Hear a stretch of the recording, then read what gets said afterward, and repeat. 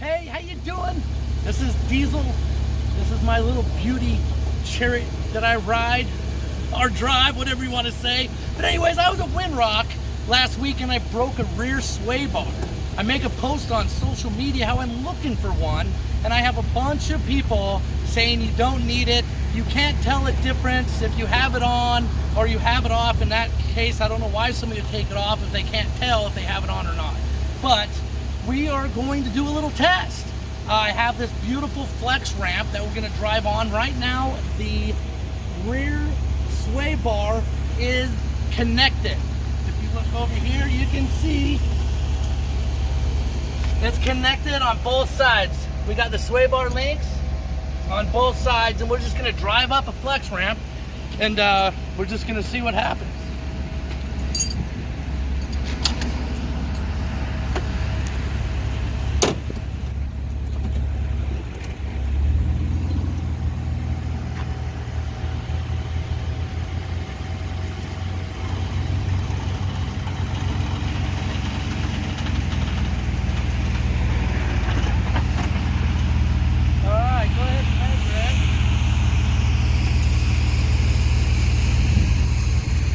This is a 20-degree flex ramp. And it's 127. 127. So now, basically, Michael and I are going to disconnect the rear sway bar and do nothing else.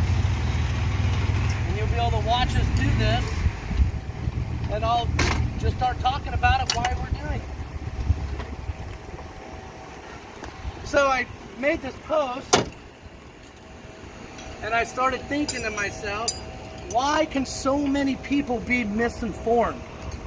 Because to me, it's something kind of simple. So I didn't really think anything, and as the post went on, people started saying different things, and I mean, I'm thinking about it because I'm always down to improve myself and be a better off-roader and a better Jeep mechanic, you know, for that matter.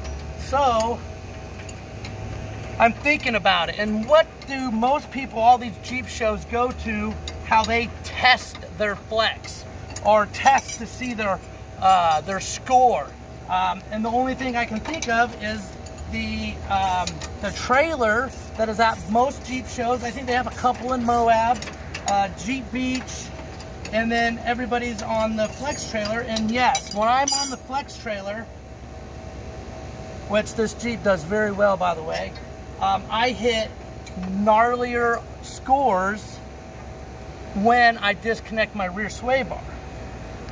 The reason why is because when you're on the ramp, it's completely independent, front and rear. When you're on a ramp or an off-road condition, when you're climbing with the front, you're transferring the weight to the rear, and the rear has way too much weight for it to deal with, and it's going to collapse one side or the other prematurely, which is going to make you have less flex and fail off-road where you could have succeeded. So if I'm right, and once again I might be wrong, probably won't be, but we're going to climb back on this ramp. Both sway bar links are disconnected, and we'll just see. Proof is in the pudding, right? You ready, Michael? We're ready. All righty.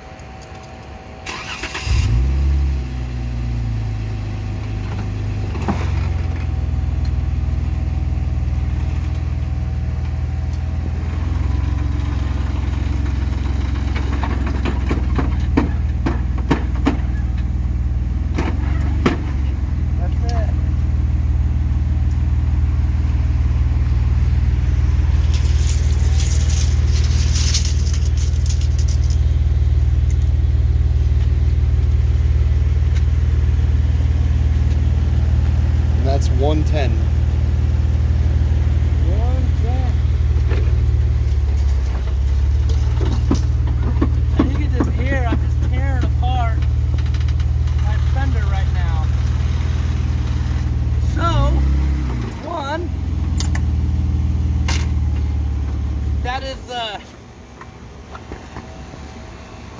why Rock Crawler does testing out in the hills on circumstances that actually produce what a vehicle does off-road.